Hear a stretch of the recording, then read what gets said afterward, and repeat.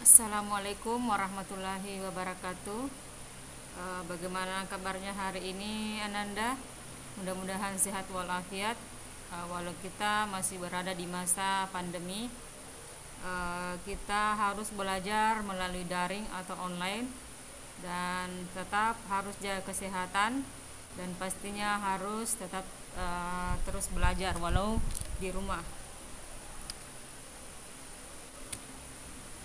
Baiklah, persiapan kita sebelum belajar yang pastinya kita berdoa ya, supaya nantinya dalam proses pembelajaran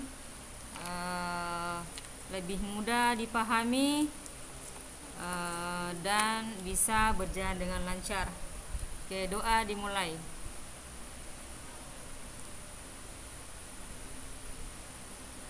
Selesai. Kemudian yang kedua, yang pastinya Nanda harus semua menyiapkan alat tulis menulis untuk mendukung nanti ketika dalam proses pembelajaran. Baiklah, di sini kita masuk materi kelas 12 pada semester ganjil, yaitu materi memahami isu terkini lewat editorial. Ananda sudah pernah mendengar atau membaca sebuah teks editorial? Ya, mungkin kalau ada yang pernah bisa mengetahui apa isi dari teks editorial tersebut. Ya, nanti kita buktikan melalui tugasnya ya. Di sini kita akan membahas tentang KD 3.5, yaitu mengidentifikasi informasi baik itu pendapat, alternatif solusi, dan simpulan terhadap suatu isu dalam teks editorial. Kemudian 4.5 menyeleksi ragam informasi sebagai bahan teks editorial.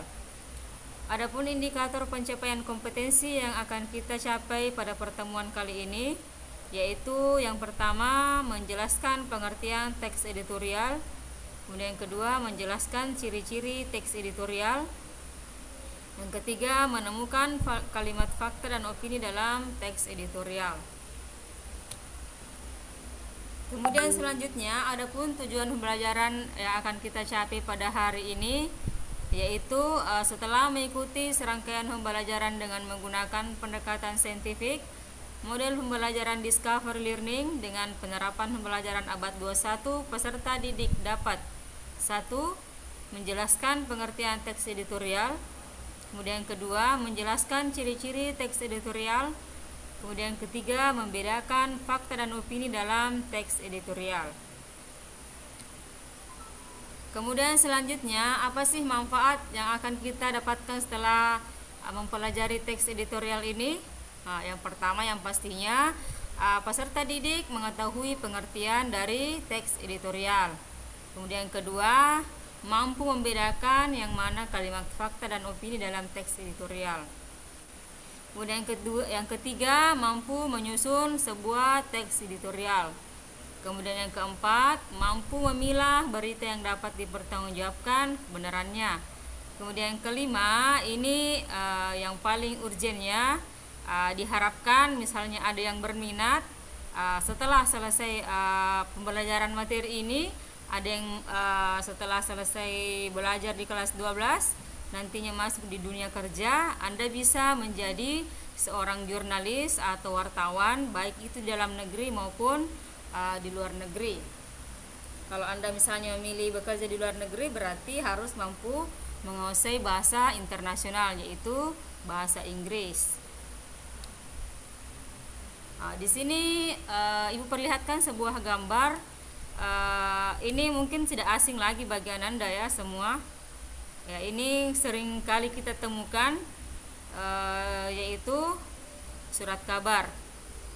Kalau di zaman-zaman dulu surat kabar itu sangat populer ya, karena informasi yang kita dapatkan itu hampir semuanya berasal dari surat kabar dan televisi.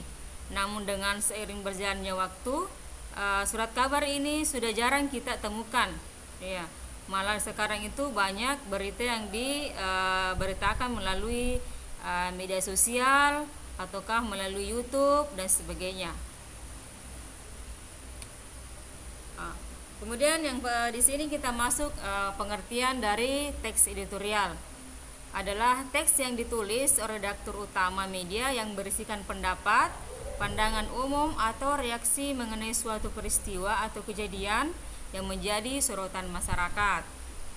Jadi, teks editorial itu adalah sebuah tulisan yang berisi berita tentang pendapat atau pandangan seorang redaktur utama dari media tersebut. Adapun berita yang ada di dalamnya yaitu berita yang hangat atau sedang beredar di masyarakat sehingga menjadi sorotan banyak kalangan, sehingga perlu untuk dibahas lebih lanjut melalui editorial. Kemudian selanjutnya, adapun syarat peristiwa yang ditulis dalam editorial, yang pertama yang pastinya harus bersifat faktual. Apa itu faktual? Berarti mengandung kebenaran atau kenyataan benar-benar terjadi. Kemudian bersifat aktual. Aktual berarti masih hangat atau baru saja terjadi. Kemudian ada fenomenal. Fenomenal itu berarti luar biasa ya kejadiannya. Kemudian ada kontroversial, yaitu bersifat menimbulkan perdebatan di kalangan masyarakat. Kemudian selanjutnya, adapun ciri-ciri teks editorial di sini ada 4 ya. Yang pertama yang pastinya berisi fakta. Kemudian yang kedua, adanya opini atau pendapat seorang redaksi media massa terhadap berita yang dimunculkan. Kemudian yang ketiga memiliki kritik dan penilaian. Kemudian yang keempat, terdapat saran atau rekomendasi dari seorang redaktur dalam editorial atau berita yang dimunculkan dalam editorial. Kemudian selanjutnya, adapun tujuan teks editorial di sini ada 2, yang pertama mengajak pembaca untuk ikut berpikir tentang isu yang sedang hangat. Kemudian yang kedua, memberikan opini atau pandangan redaksi kepada pembaca terhadap isu yang sedang berkembang. Jadi setiap orang bisa untuk berpendapat tentang masalah atau isu-isu terkini yang sedang terjadi di masyarakat.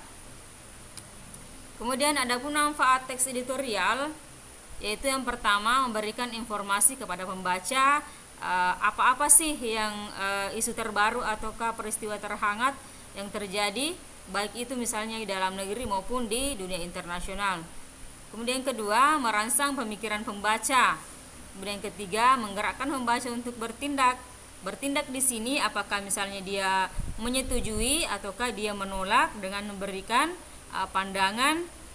Ketika dia misalnya menolak, seperti apa pandangannya, solusi apa yang diberikan, ataukah dia menyetujui hal tersebut, ya seperti apa pandangan mereka.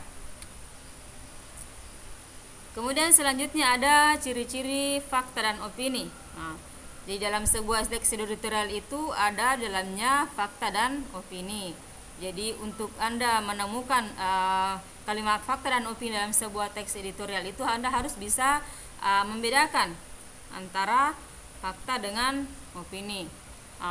Fakta itu berarti bersifat objektif, kemudian kenyataan atau benar-benar terjadi, dilengkapi dengan data pendukung, kemudian tidak menggunakan kata pengandaian. Sedangkan opini bersifat subjektif atau bersifat pandangan seseorang saja, kemudian peristiwanya yang belum terjadi dan tidak ditambahkan dengan data pendukung. Kemudian memiliki kalimat pengandaian seperti menurut saya rasa, sepertinya, sebaiknya, mungkin jika, kalau, sebaiknya, dan masih banyak lagi kata pengandaian yang mungkin bisa muncul dalam kalimat opini. Oke. Itulah tadi penjelasan mengenai terkait dengan teks editorial.